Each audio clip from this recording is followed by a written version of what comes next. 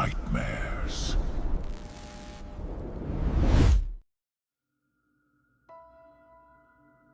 I got to the research site right around 7 in the morning. The sky was still overcast from the rain overnight, and the low cloud cover made everything feel closer. No one was at the gate.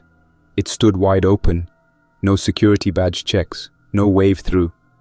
I slowed down a little just to make sure I had the right place, then rolled on through.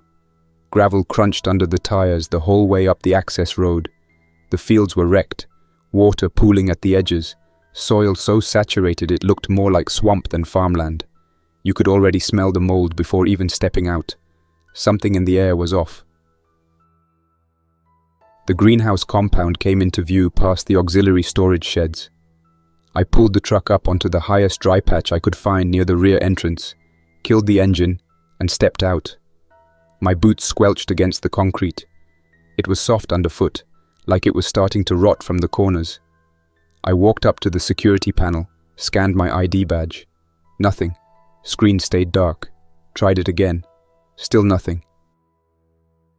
I called out over the local radio frequency, Field Lab band, thinking maybe someone inside was on standby. Unit 152 requesting access at South Intake. This is Dr. Robert Keane. You pulled me for spore analysis. I'm here. No answer. Not even a squawk from the line. Switched channels. Tried again. Still dead. That's when I circled to the old maintenance door. Someone had jimmied it open. Clean crowbar job at the base of the latch. New digital panel was busted halfway off the wall. I shoved it open with my shoulder. Hinges let out a groan, but gave way. Inside, the lights were flickering on and off like nobody had touched the breaker in a few days. Air was cool but damp, real stale.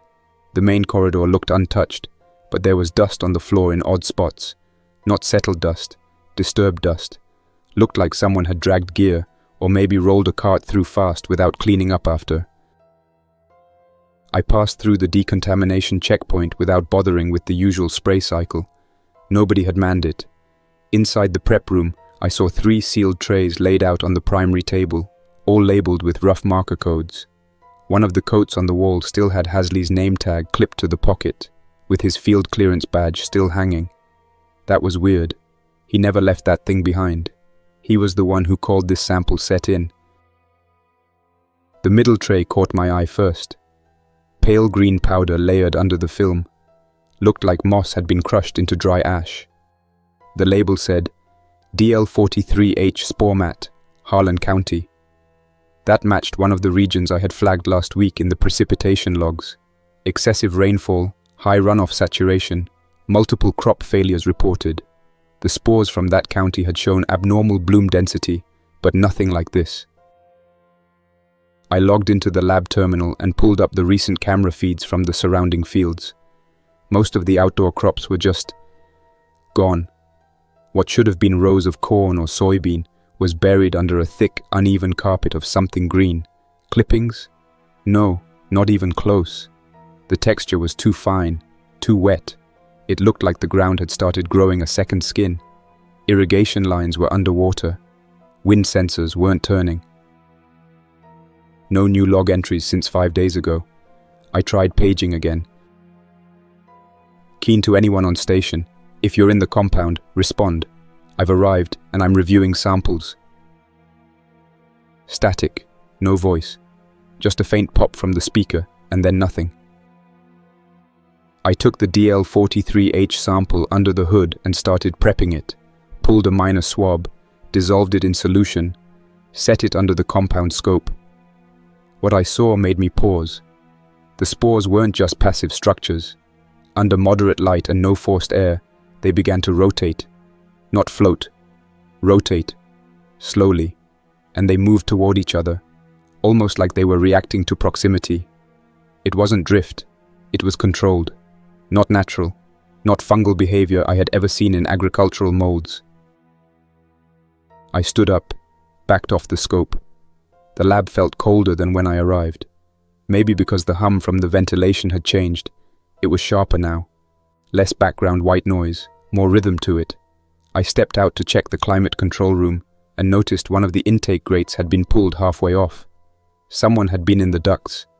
There was no debris trail, no old animal scat or droppings, just a clean, artificial break and disturbed dust.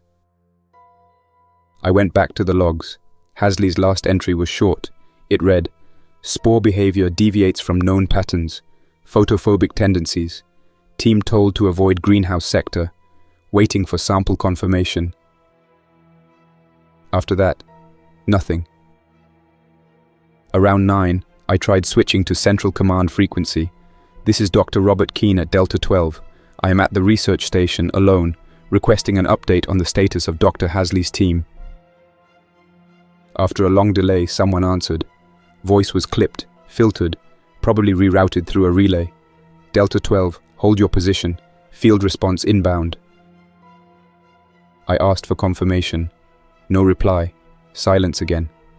I rechecked the date stamps on the internal camera backups and pulled the greenhouse time-lapse footage. That is when I saw it. At 11:32 p.m. the night before, the soil inside the greenhouse started shifting. Smooth rows began to break apart. The dirt lifted and rolled back, section by section. 13 distinct plots. Uniform spacing, rectangular shapes, about the length of an adult human. No machinery, no wind, no obvious cause. At 11:47, movement stopped. By sunrise, the dirt was smoothed over, perfectly even. I didn't go into the greenhouse. I locked the interior lab door, ran the override, and initiated a full internal seal. Power dimmed slightly when the relays kicked in. That was normal. I had seen that before during pressure simulations.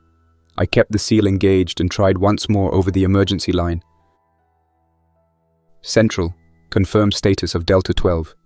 Is this site under quarantine? Is the greenhouse biohazard confirmed? Please advise." The line buzzed. Then a new voice came on. Male, flat, almost rehearsed. "Remain inside. Do not open greenhouse doors. External power grid is unreliable. Keep ventilation locked." That was it. The transmission cut without closing formalities. The tone was wrong. Not procedural, not military. Something about the rhythm, the wording. It sounded more like a script than a real response. Either they had been told to keep things vague, or that wasn't Central Command anymore. I stared at the radio for a few seconds, waiting to see if anything else came through. Nothing did. I sat back at the terminal and pulled up the climate reports for the greenhouse dome. Soil temperatures were abnormal.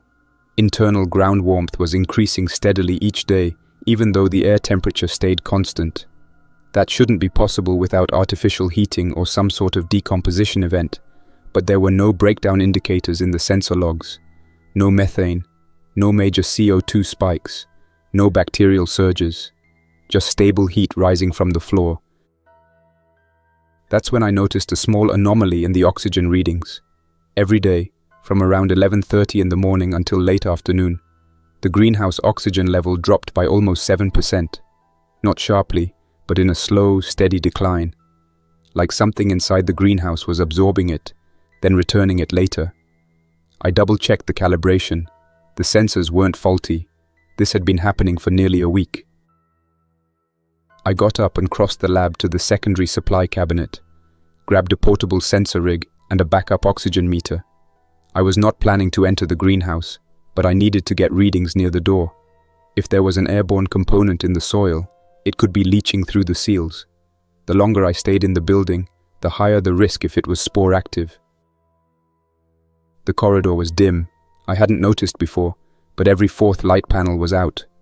Buzzing started again overhead. Soft, rhythmic. It was the vent. I kept walking. I reached the last junction before the greenhouse anteroom and stopped. The double doors ahead were shut, but the glass was coated in dirt on the inside. Not fog, not condensation. Real dirt, caked in uneven streaks from the bottom up, as if something had pushed it there from inside. I powered on the sensor rig and set it down near the seam of the door. The oxygen level was still normal. No changes in carbon dioxide either, but the ambient particulate count was high. The internal fan pulled in a sample. I watched the air intake filter begin to darken almost immediately. Fine powder, almost like ash but with a green-grey tint. The reader estimated high fungal content, but I'd have to take it back and run it through the microscope to confirm. While I stood there, the emergency light over the main corridor blinked once. Then again, power fluctuations. I turned and started walking back, but stopped halfway. There were boot prints on the floor, not mine. I had tracked some mud in, but these were cleaner, and led away from the door toward the stairwell, heading up. I followed them slowly, looking at the tread pattern. Work boots, medium size. The heel wear was uneven, left foot heavier, could be Hasley, could be one of the interns. Except they ended at the stairwell and didn't go any further. The stairwell itself was silent. No hum from the ventilation, no echo from movement. I leaned forward and called out, just loud enough to carry. "If you're up there, announce yourself. I'm Dr. Keene. I'm here under CDC directive." Nothing. I stepped onto the first stair, slowly, and waited. Still nothing. No reply, no creaking, no breathing. I turned back toward the lab. I wasn't going upstairs without knowing what was up there, and I wasn't prepared for direct exposure. I still had no idea how long the place had been deserted, or if everyone had left willingly. I took the air filter sample back to the prep room, cut a thin strip, and placed it under the scope. The fungal structures were dense. Spores, yes, but not inert. I watched one shift slightly under light pressure, like a soft tick of muscle. These weren't just reproductive agents. They were reactive, active. By the time I had finished logging the results, the power cut out completely. Not flickered, shut off. The overhead lights died. Monitors went black. The backup emergency LEDs kicked in a few seconds later, but only at 50% brightness. The lab was dim, and the outer corridor beyond the window looked pitch black. I opened the cabinet near the back wall and pulled the manual override crank for the lab's sealed door. It worked off a pressure cap system. As long as I kept it locked from inside, nothing could enter unless it was forced. I sat down and turned on the portable transceiver I brought from my truck. It was still holding a charge. Tuned it to 7.400 megahertz. Nothing on the line, but faint background static and the occasional distorted chirp. No official traffic, no civilian traffic either. That was strange. I scanned the local bands. At 5.905 megahertz, I picked up something. A faint looped transmission. A man's voice, barely audible through noise. "This is forward shelter. Request extraction. Northfield contaminated. Greenhouse. Breathing soil. They're in the soil." The message restarted and repeated. I tried to triangulate it, but the signal was too degraded. I wrote down the frequency, time-stamped the log, and marked it. Whoever sent that message was near here. That phrase, breathing soil, stood out. It sounded insane, but it matched what I was seeing in the greenhouse data. Something under the dirt was pulling oxygen, generating heat, then going dormant again, like it had a cycle, like it was alive. Around 2 o'clock in the afternoon, I heard a knock. Not loud, just a soft, quick double tap. It came from the other side of the prep room wall, connected to the storage chamber. I froze, waited. Nothing. Then a second set of knocks. Slower. 3 taps this time. I stepped over to the door, placed my hand on the surface. Didn't open it. Just listened. There was a faint sound behind it, like cloth brushing concrete. Then a scraping noise, steady and deliberate. Not frantic, not clumsy. I backed away and locked the manual latch, took a breath, sat down again. I did not speak out loud. I did not radio. I just waited. After 10 minutes, the sound stopped. I flipped on the camera feed for the storage bay. The infrared image was fuzzy, but one corner near the rear storage bin showed disturbed dust. No visible person, no movement, just marks along the ground leading to the floor drain. I got up, walked back to the microscope, and switched back to the spore tray. It had started to decay slightly under the glass, but there were new structures forming. Thin, branching filaments, growing laterally, connecting separate spore clusters across the slide. It looked like a network, not random, a real system. One spore pulsed faintly under the lens, not from the fan, The fan was off. It was responding to something else. I pulled away again and looked across the dark lab. The silence wasn't clean anymore. There was a sound behind it now. Faint, like movement behind walls, slow and careful. Nothing from the vents, not anymore, just below, the floor tiles. I remembered Hasley's log, photophobic tendencies. That implied movement at night, or avoidance of light, which tracked with the oxygen cycle I saw. Activity during the day when sunlight was strong outside. Maybe the spore network burrowed deeper when the dome was in full sun, then surfaced at night to propagate. I checked the greenhouse dome camera again.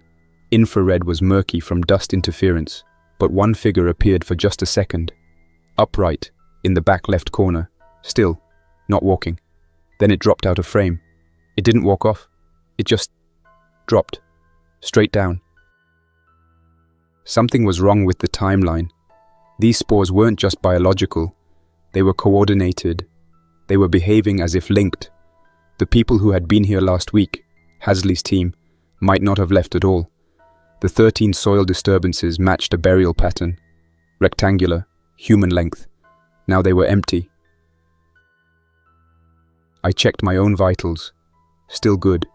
No respiratory abnormalities. No pupil dilation. No temperature spikes. I hadn't gone near the dome, but the hallway had particulate contamination. I couldn't confirm whether it had entered the main lab.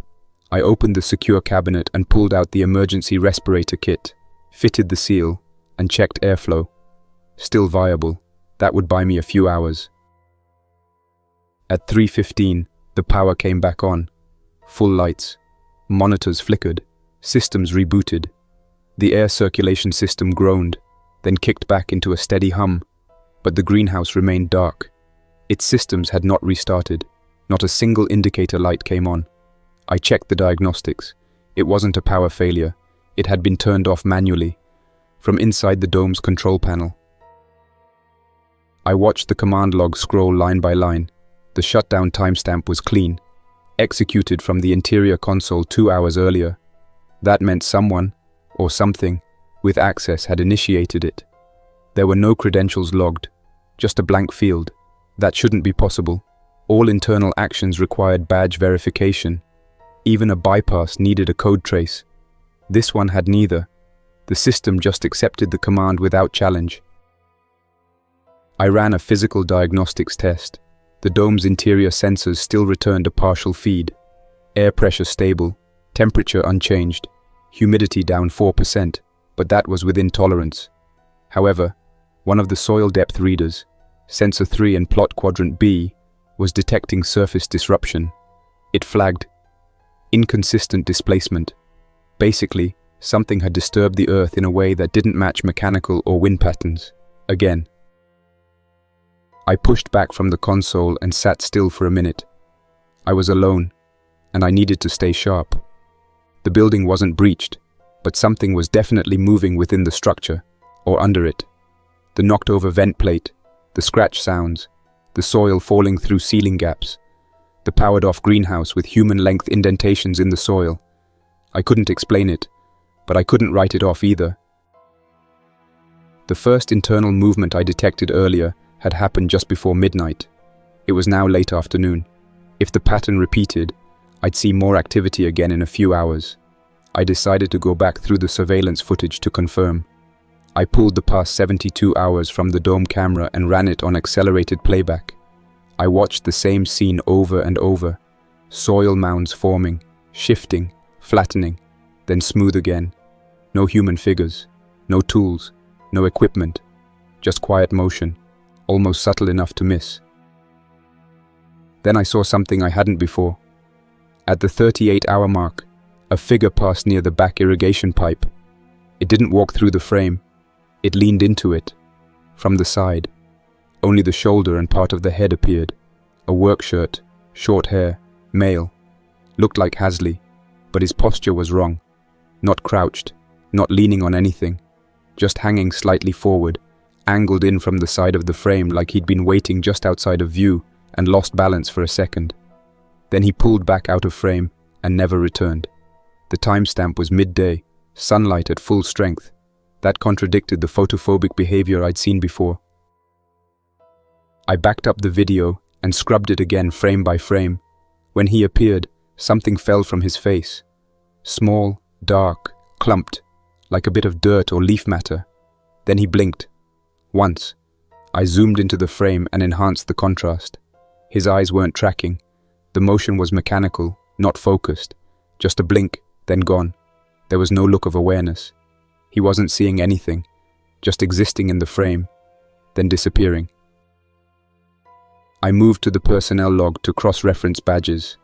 The system kept access records, even without a working front gate. The last confirmed badge use for Hasley was 6 days ago. Entry only. No exit. Same with the rest of his team.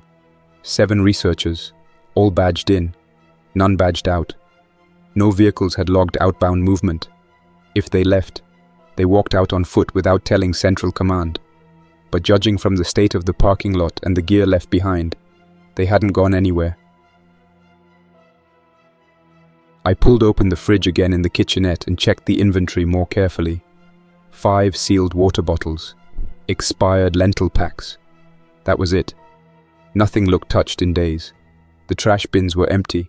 The sinks were dry. That made no sense for a facility running a full team of 8 people. The assumption here was they had gone quiet and hunkered down. But the reality was they had stopped using the place entirely, without shutting it down. I took a flashlight and crossed to the end of the secondary corridor, where the dorm bunks were located. I hadn't checked them earlier. Figured no one would be sleeping here without alerting the front desk or leaving a visible mess. But I was wrong. Each bunk was neatly made, sheets tucked, personal bags still in place. One of the phones had a cracked screen and a partial fingerprint smear on the lock screen. Another had its charger still plugged in, but no device attached. The last text notification on one phone was 5 days old. Just one word: movement. I backed out and returned to the lab. I wasn't going to stay the night in that section. Not alone. I locked the hallway door and rerouted the camera feed to display on a second monitor. I activated motion alerts for the greenhouse and the dorms. Then I placed the respirator beside me and kept the emergency radio on a low scan cycle. At 5:42, motion alert pinged from inside the greenhouse. This time, it came from one of the surface panels near the irrigation trench. I pulled up the feed. There was someone, or something, moving just beneath the surface of the dirt. A bulge of shifting earth slid slowly from the far corner toward the center, not digging, just rising slightly and moving, like something large crawling under a rug. I hit the override for the greenhouse intercom. "This is Dr. Robert Keane. If you're inside that dome and can hear me, respond now. Do not approach the windows.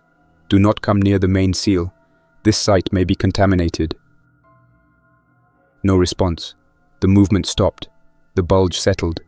Then the soil slowly pressed down, flattening again, as if someone had carefully patted it from below. After 10 seconds, it looked undisturbed. No trace, just dirt. At 6:10, another motion alert came from the ventilation shaft above Corridor 3. I switched feeds. The camera caught a small cloud of soil falling past the vent grating. Not a full collapse. Just a fine stream of dust and sediment. It lasted about 15 seconds. Then silence. No wind, no vibration. Just gravity pulling loose matter down from the ductwork. That did it. I grabbed my gear bag, took inventory, respirator, sample vials, analog recorder, flashlight, external battery pack.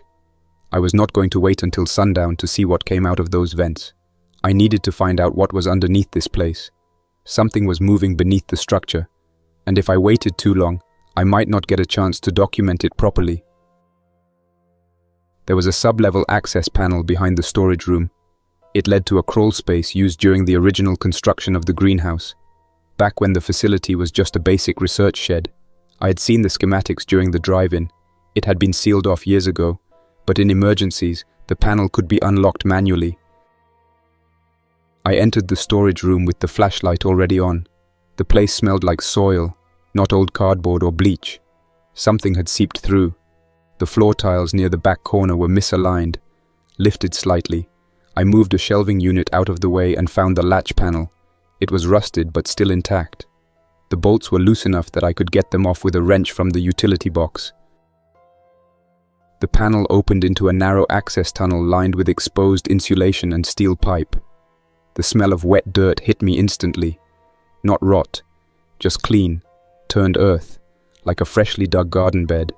I dropped the sensor probe ahead of me and clipped the flashlight to my vest. I crouched and crawled 15 feet forward until I reached a widened area where support columns held up the concrete floor of the main greenhouse. The space was just tall enough to crouch in. Soil covered most of the floor, loose, disturbed. Someone, or something, had been through here. I leaned close. There were finger marks. Not clawed, not dug with tools, just pressed into the dirt by hand. Parallel prints, smooth edges, pressed down, not raked. Then I heard breathing, not mine. A soft rasp, shallow and unhurried. It came from deeper in the crawl space. I froze and listened. It wasn't labored. It wasn't panicked. Just steady, almost meditative. I backed out slowly. I didn't call out. I didn't move fast. I just retreated. Once I reached the panel, I shut it and wedged a cart against it. Not because I thought it would hold anything back. Just because I didn't want to see that opening again when the lights went out. The lab felt smaller when I came back in. The emergency lights gave everything a dull, washed tone, and the sharp LED glare from the monitors only made the edges of the room look darker by contrast. I sat back down in front of the main terminal and replayed the last still frame from the greenhouse camera. The figure was standing at the center of the dome, not fully visible, just part of a shoulder and the left arm, hanging low with fingers pointed straight at the floor, covered in dirt. The skin, or what was visible of it, didn't look natural. Not from the resolution of the image anyway. It had that grayish cast, like someone had been pulled from wet earth and left to dry in the open air. The timestamp was still frozen at 6:44. I tried rebooting the camera feed, but the software locked up on refresh. No signal, no sensor feedback. The soil readings had also gone flat, not zeroed out, just frozen. Not a single data point had updated since that last frame. It was as if the entire system had been paused. I glanced toward the hallway. The air was colder now. I had shut off the lab's direct ventilation earlier when I noticed the particulate count rising. It was just recirculating filtered air now, but something about it felt thinner, not in a suffocating way, just different. It was the kind of thing you only noticed if you sat still long enough and kept track of your own breath. The soil sample I had under the microscope hadn't changed since the last scan, but I noticed that the edges of the glass slide had started to show hairline filaments forming again, thin strands branching outward from the spores, almost like tendrils or root structures. They had grown to the edges of the cover slip. I pulled the slide, sealed it in a containment bag, and dropped it in the autoclave box. Even if they weren't viable anymore, I wasn't going to leave them out. At 7:03, the lights flickered again.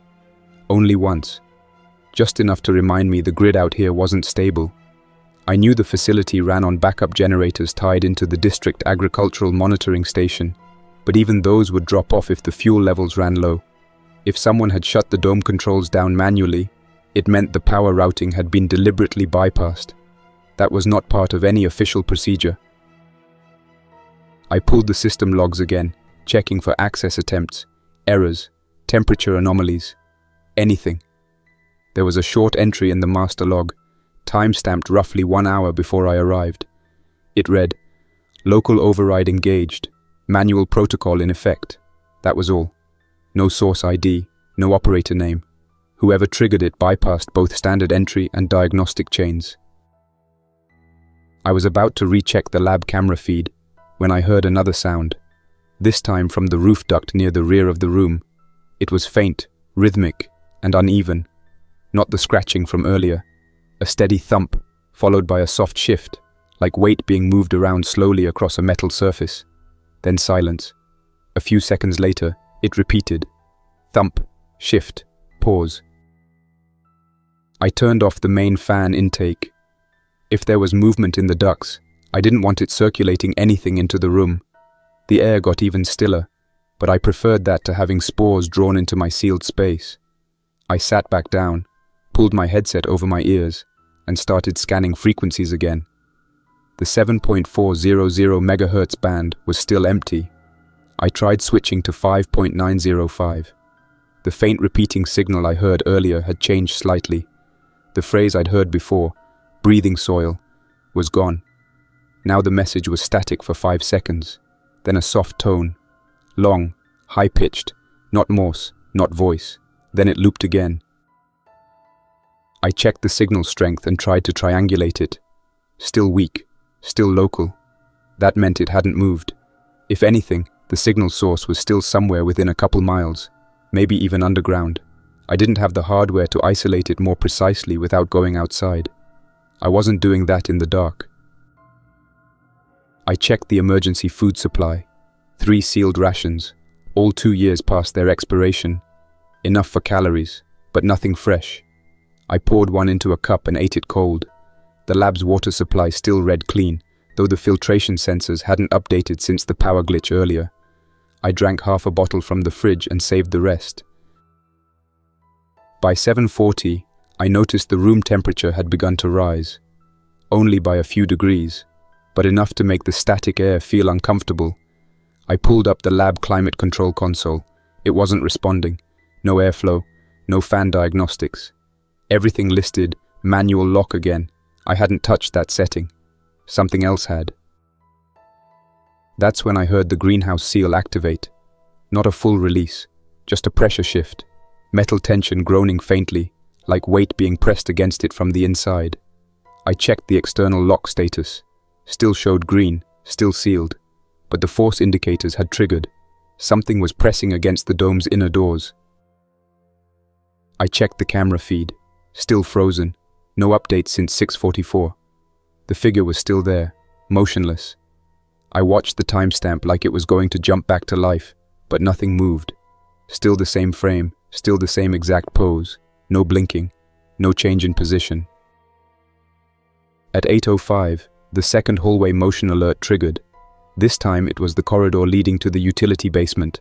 I hadn't been down there yet. The storage system had old electrical panels, fuel regulators, and water access lines. If someone had tampered with the dome power system, they'd have had to pass through there to reroute it. I strapped on the respirator again, rechecked the seals, and grabbed the flashlight. I kept the main lab door locked behind me and walked slowly down the east corridor. The air felt heavier down this stretch. Warmer too. The temperature sensors weren't lying. Something was radiating heat through the floor. The door to the utility basement was slightly ajar. Not broken, just unlatched. I nudged it open with my elbow and stepped inside. The stairs creaked underfoot. They were dry, but the smell was damp, like fresh soil had been poured down there recently.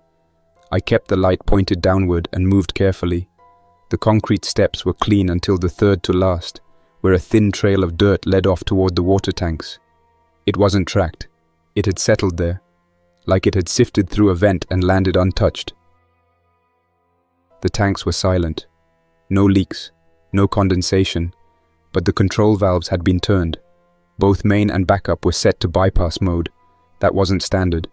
Bypass mode forced the system to stop recycling water, routing it instead into the overflow reservoir beneath the floor. I opened the hatch cover and looked down. A faint shimmer of pooled water reflected the flashlight, but floating on top of it was a patch of thick green foam. Not algae, not mold, just a mat of dense fungal growth, quietly resting on the surface like it had been there for days, undisturbed. I closed the hatch and backed out. I hadn't touched anything directly, and I didn't plan to. When I turned toward the stairs again, I saw something that hadn't been there on my way in. A clump of dirt on the top step. Fresh, loose. The soil was damp and streaked. I crouched down and aimed the light closer. There were 4 small indentations along the surface. Barefoot prints. Human shape. Not shoes, not boots. Just the ball of a foot, heel, and toes. Spaced close together, not running, walking. I returned to the main lab fast but quietly, locked the door behind me, rechecked the pressure seals.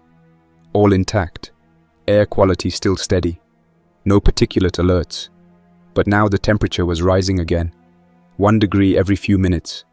The air system was still non-responsive. I sat back down at the console. I pulled up the facility blueprint again. Every hallway, every vent, every utility route. The structure was built on a shallow plateau with reinforced concrete foundations. No major sublevel except for the crawl space I'd found earlier and the overflow reservoir beneath the greenhouse. But according to one outdated schematic, there had been an earlier test chamber beneath the greenhouse itself. It had been filled in after the foundation upgrade 5 years ago. The note said, backfilled and sealed, no active access. That note stuck with me. It didn't say collapsed or decommissioned. It said sealed. There's a difference. Whoever made that decision didn't destroy the lower level. They just buried it. No concrete pour, no demolition. Just packed it in with raw, untreated soil and left it there. And now something was moving inside that earth. Crawling, pressing, rising to the surface. I dug through the archived logs, maintenance work orders, fuel invoices, anything with a date around the upgrade year. There it was, an unsigned requisition form for heavy soil transport, routed through an external contractor. No sterilization protocols, no verification signature from site command. Whoever filled in that old test chamber had either cut corners or deliberately avoided paperwork. The name listed under approved by was just a set of initials, EW. That didn't match anyone I knew from the agricultural command chain. Not Hasley, not any of the regional supervisors, no one on the lab team. I copied the initials and kept going through the rest of the forms. The same ones appeared in 3 other entries, each related to storage upgrades, not research. It looked more like someone had quietly expanded utility space, filled it with dirt, and shut it down right before the fungal bloom report started. I leaned back and stared at the live data feed from the internal air sensors, still running on emergency software, but the readings were holding steady. Only one variable was changing now: temperature. The facility was warming 1 degree every half hour, even with airflow disabled. Heat was radiating through the floor, especially near the greenhouse side. I turned my attention back to the greenhouse seal. I hadn't heard any new sounds since the last pressure hiss, but I didn't trust the silence. It felt staged. I pulled up the vent schematics for the greenhouse dome and cross-referenced them with the construction photos from the old archive. There was a secondary crawl space beneath the western quadrant of the dome, hidden behind a reinforced grate that had been sealed with steel anchors. Not a proper tunnel, just a chamber large enough for electrical lines and plumbing to run beneath the root beds. The blueprints labeled it Structural Compartment C3. It wasn't even listed in the digital maps. I searched the last remaining data logs from Hasley's team. Only one of them had entered that quadrant on record: Technician Marla Cummings. Her ID badge was scanned near the C3 hatch point 6 days ago. There was no corresponding exit, no follow-up report. Her equipment locker was still full. Her personal tablet was logged into the terminal once, then never used again. I sat there staring at her name on the access list. I knew what it meant. She never left that room. The greenhouse camera feed was still down, frozen at the same frame. I tried rebooting the software again, this time through the manual shell interface. After a minute, the live view flickered on for just half a second, long enough to see that the figure from before was gone. The soil had been disturbed again. A new mound now sat near the center of the dome, and one of the secondary irrigation lines had been uprooted and shifted. I checked the greenhouse door, still locked, still sealed, but the interior pressure differential had changed. Something inside was displacing air in a rhythmic pattern. Not forced, not mechanical, more like breathing. The monitors couldn't interpret it, but the waveform was there. Slow, shallow pulses rising from the soil and moving across the dome in waves. At 9:12, the vent above the lab released another faint puff of dust. I stood beneath it and watched. It was barely visible in the light, just enough to show motion if you focused on the air itself. Not spores this time, just dry earth. I checked the floor near the sealed crawlspace panel. The cart I'd wedged against it had shifted by half an inch, not pushed over, just angled wrong. I didn't open it again. Instead, I moved to the main comms console and opened a secure channel to central coordination. I transmitted a full diagnostic of the facility, soil behavior logs, unauthorized access timestamps, infrared movement tracking, and temperature anomalies. I added my own notes. Unknown entity or process active beneath greenhouse foundation. Motion consistent with subsurface biological movement. Recommend full quarantine and containment protocols. Immediate response required. The signal sent. Confirmed transmission complete. No reply came back. Not even a standard acknowledgement packet. I sat back and waited, watching the room. I was trying to figure out if I should stay through the night or prep for evacuation at dawn. If I left now, I'd be driving into darkness through flooded roads with no confirmed safe points between the compound and the regional checkpoint. But if I stayed and power failed again, I'd be stuck in a building with something moving below the foundation, and no way to seal myself in permanently. I pulled out the facility's emergency tape recorder and clicked it on. It wasn't elegant, but it was analog, immune to power loss. I spoke into it plainly, with no intention of trying to summarize everything. This is Dr. Robert Keane, Agricultural Sciences Division. I'm broadcasting from Delta 12 Research Site. The fungal outbreak we've been tracking is not an isolated bloom. It's systemic. It reacts to environmental cues and may have entered a coordinated growth state. We believe it originated in the sealed soil beneath the greenhouse, buried years ago during a poorly documented renovation. There are indicators of movement beneath the floor. Breathing, rhythmic. It's not plant-based, it's behavioral. We don't know what's down there anymore. I paused and looked around the lab. The lights were dimming again. Emergency power protocol kicking in. I kept recording. Members of the original lab team may have been exposed. There are signs they never left the dome. No confirmed fatalities. No outgoing logs. Their movements match patterns in the soil. They may be partially integrated into the structure now. I can't confirm if they're alive. I don't think that's the right question anymore. I set the recorder on the bench and wrapped it in a sealed bag. If something happened to the main systems, someone might find it later. By 10:30, the facility dropped into full lockdown mode. The motion alerts were still active, and now they were coming every 15 minutes. Corridor 4, greenhouse entrance, the stairwell, all registering brief activity, always just outside camera range. Every time I reviewed the footage, I saw nothing, just disturbed dust, a shifted cable, an open cabinet. At 11:04, the greenhouse camera came back online for exactly 9 seconds. The soil in the center of the dome had collapsed in a perfect circle, 3 feet wide, smooth edges. Nothing was rising from it. It was just open, dark, still, waiting. The surrounding beds were undisturbed. The figure from earlier didn't reappear. When the feed went dark again, it didn't flicker or glitch. It simply shut off. No transition, no camera error. It wasn't a power issue. The system log showed a manual shutdown. Just like earlier, someone, or something, was accessing the internal network from within the greenhouse, navigating the system without leaving a traceable ID. The fact that it happened after the collapse confirmed what I already suspected. Whatever was underneath that dome was aware of the building's systems, and it didn't want to be seen anymore. I kept staring at the terminal, half expecting the camera to reactivate or a motion alert to go off. Nothing happened. The entire facility had gone still again, as if something was waiting for a response. I checked the oxygen levels in the lab, still holding. No shifts in carbon dioxide. The air wasn't being contaminated yet, but the temperature had reached 81 degrees Fahrenheit. Even with all climate control settings disabled, I touched the metal frame of the door, warm to the touch.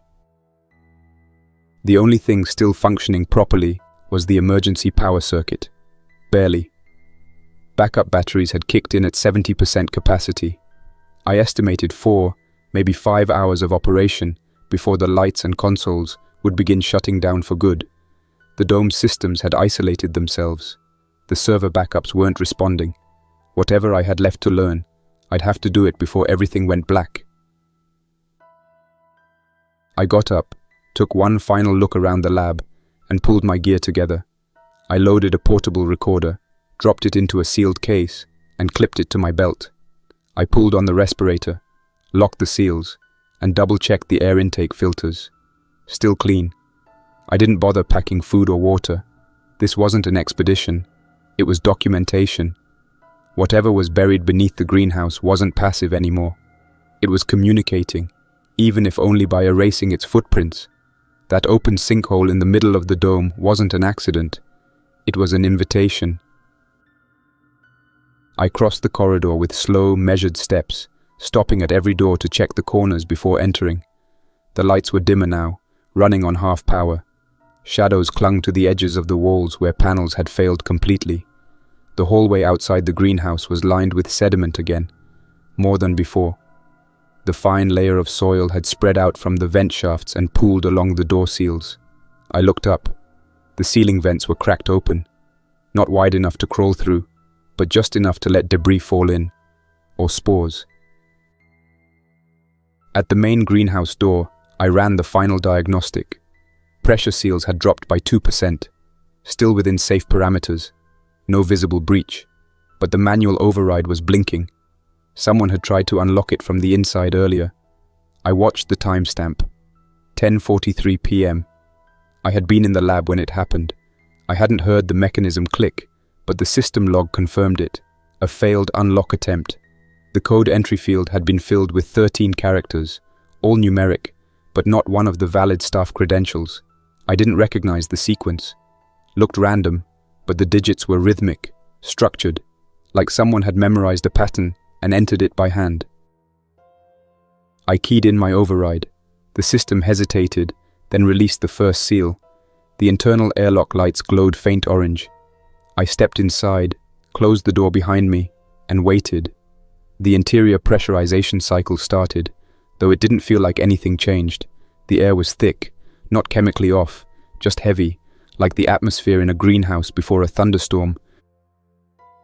When the interior door opened, the smell hit me all at once. Damp soil, turned earth, fungal decay. It wasn't rot, it wasn't sour, just deep and wet, like the air had been sitting in compost for too long. The greenhouse lighting was still out, but my shoulder-mounted lamp cast enough forward light to navigate. The dome was almost silent.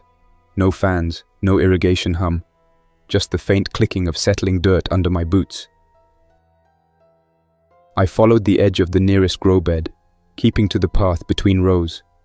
The soil underfoot had been churned in some places, then smoothed over again.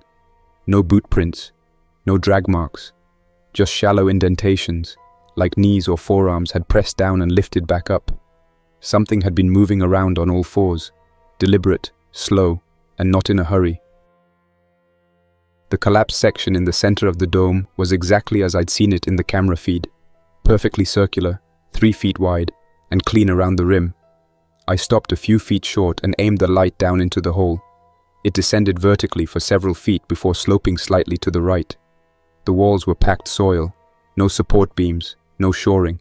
It hadn't been dug with tools. The shape was too uniform for that. More like it had caved in from pressure underneath, then settled open. I crouched beside it and ran the portable scanner over the opening. No volatile gases. Temperature steady at 85 degrees. I lowered the end of the camera probe into the opening. The feed displayed on my wrist screen. At 6 feet deep, the tunnel leveled off into a horizontal shaft. The camera caught movement, something shifting at the edge of the frame. Not motion blur, more like dust being displaced. It wasn't coming toward me. It was just crawling, slow and steady, deeper into the soil, as if retreating from the light. Then the feed went static. Not white noise, just black. Signal loss. The cable hadn't been severed. The recorder still showed power. Whatever was in that tunnel had interfered with the feed remotely, or absorbed it entirely. I stood and backed away, walking slowly toward the rear quadrant of the dome, where the hidden structural chamber C3 was supposed to be. I passed irrigation lines, overturned sensor poles, and trays of withered seedlings. The plants weren't rotten. They hadn't been chewed or stepped on. They had just stopped growing, like the nutrients had been sucked from the roots and the stems left behind. Empty vessels. At the far wall, the ground was different. The soil had been disturbed in a straight line along the edge of the concrete foundation. The line extended about 12 feet, exactly where the old blueprints showed the sealed chamber hatch. I crouched and brushed the dirt away. Beneath a half-inch layer of soil was a steel plate, scorched in patches, marked with corrosion from moisture and time. A set of bolts ran along the rim. Someone had tried to weld it shut at some point. The beads were uneven. It looked rushed.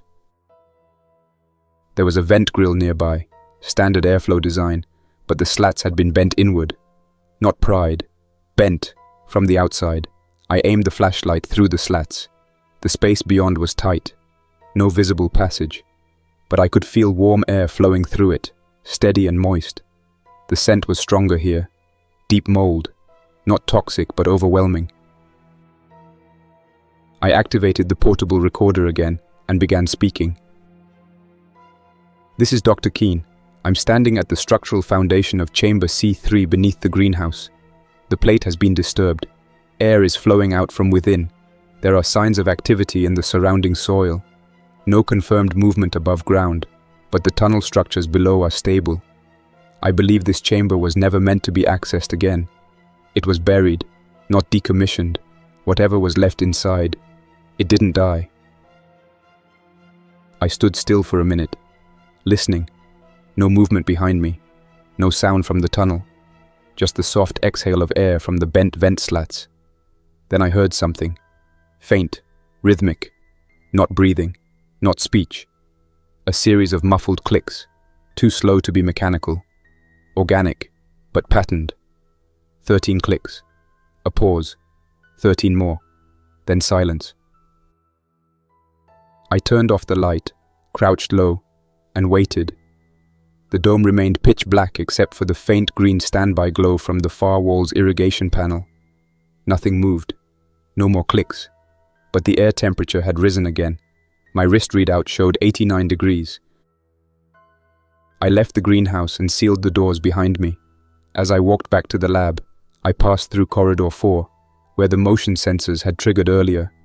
The soil that had pooled at the floor vent was gone, completely swept up, no trace left behind, no wind, no animals, just bare tile. I re-entered the lab and locked everything behind me. The power was holding, but only just. The emergency light in the far corner had begun to flicker. I sat down, pulled the respirator off, and checked the room's oxygen again, still within norms, but lower than it had been all day. My own breathing had synced to the rhythm of the dome without me realizing it. I'd been exhaling in time with the heat pulses under the soil. I hadn't meant to, it had just happened. The realization made me sit frozen for a full minute. Not because I felt ill. I still felt steady enough to think clearly, but I'd been here long enough to start matching the building's pulse without being aware of it. Humans mirror rhythms instinctively, breathing, footsteps, tapping. But this wasn't that. This was something pushing a pattern into the room through the air itself.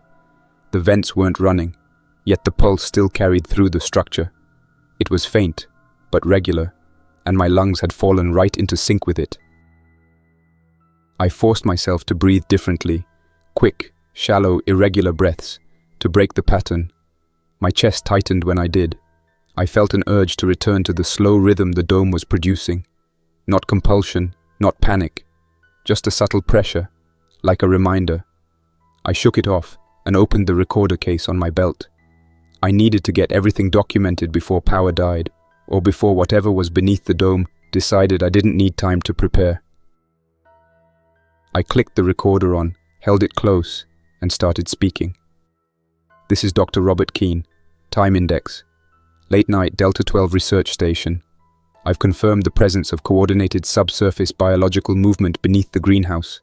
The activity follows a steady cycle. Soil collapse patterns are deliberate. The system appears to breathe. I paused and scanned the room again, listening for movement. Nothing yet. The greenhouse isn't empty. There's something beneath the backfilled chamber. It has access to the structure. It has control over internal systems. And it reacts to noise, temperature shifts, and light.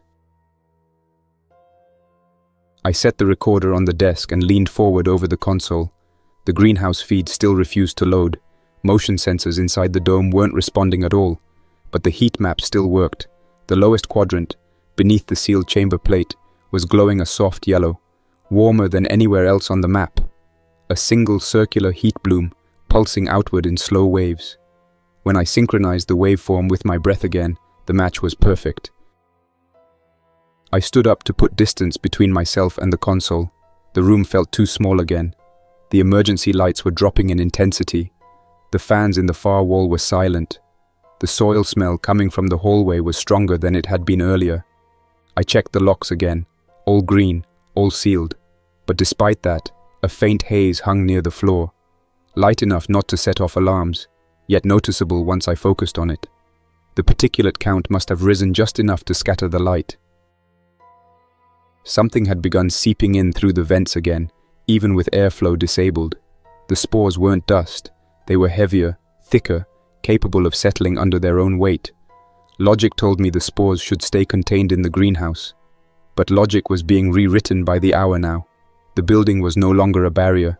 It was a lung, and every vent connected to that lung.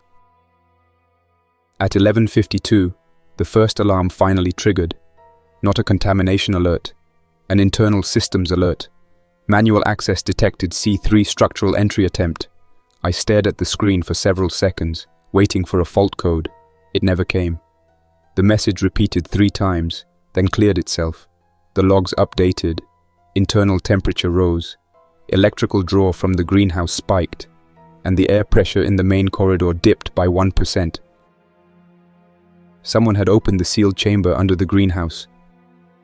I didn't think. I grabbed my bag, reached for the respirator and sealed it back onto my face. It felt hotter inside now. Airflow was still clean, but the mask pressed tight against my skin with each breath.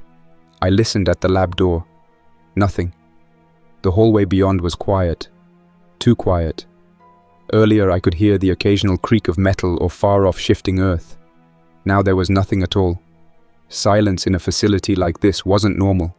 Even with power outages, the building always spoke. Vents, pipes, electrical relays.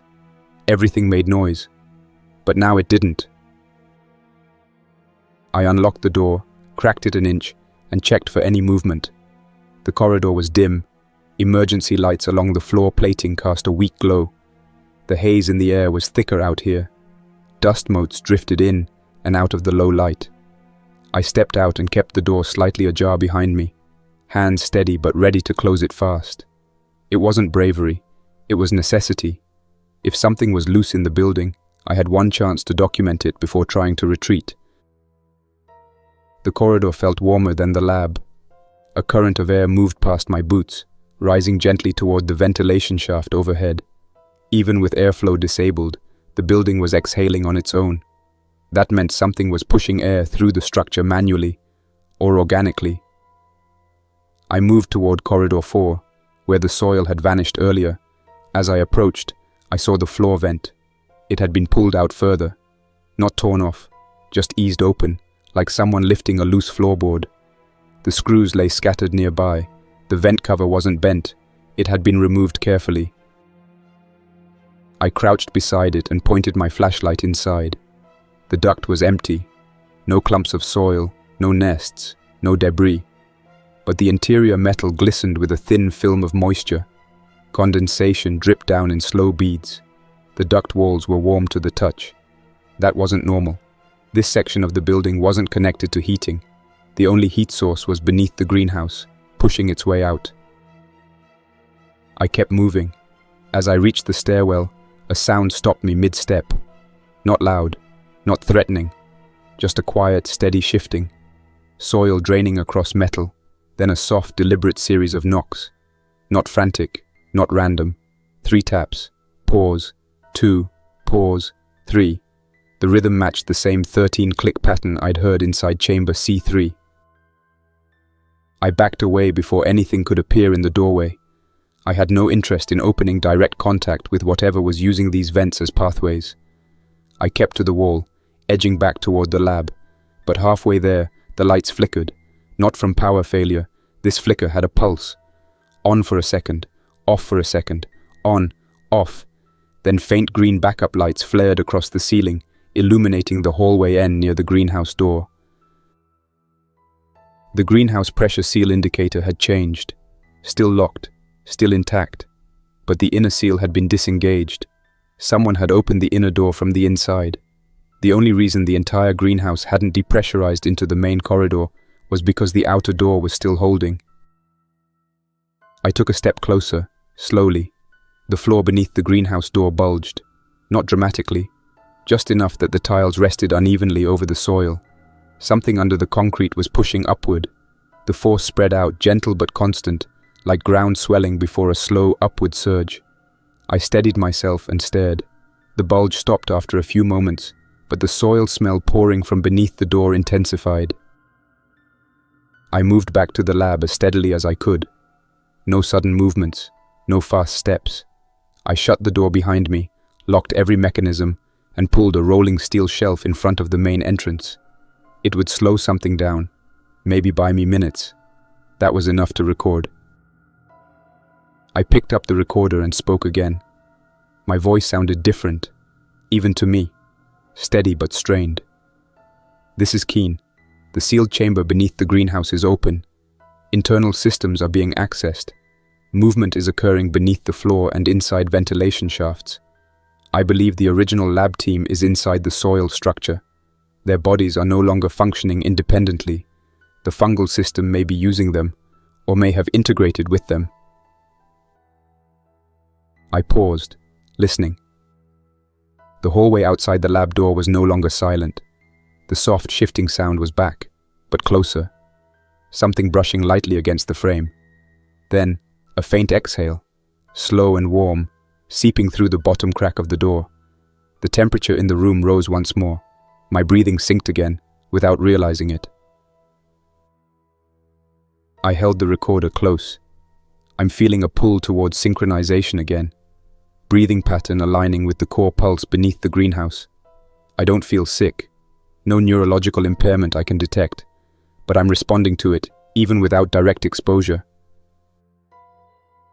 The metal frame of the door pushed inward slightly, not a full shove, just a test, a pressure against the steel, like someone leaning on it, or something feeling the structure.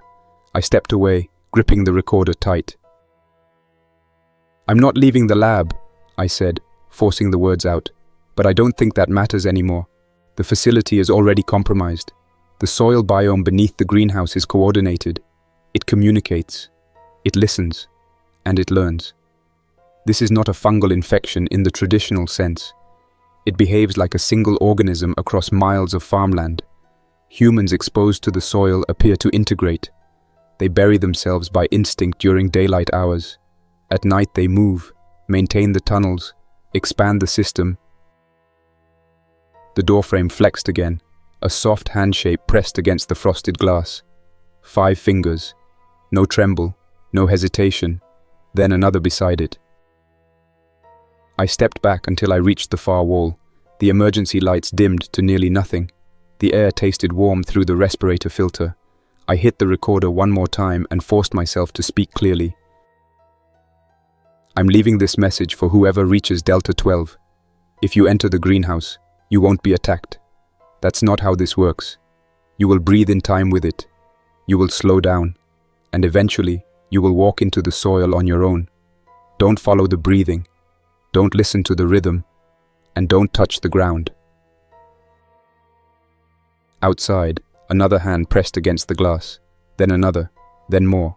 Quiet, steady pressure from dozens of fingers pushing forward, all in perfect unison. I pressed the recorder to my chest, closed my eyes, and said the last thing anyone still breathing clean air needed to know.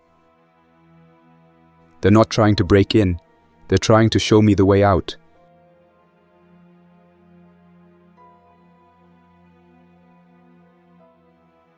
And that's where we'll stop for now. Thanks for listening. Don't forget to like, subscribe, and tell me how the story hit you. what moments worked, what didn't, and what you'd want to hear next.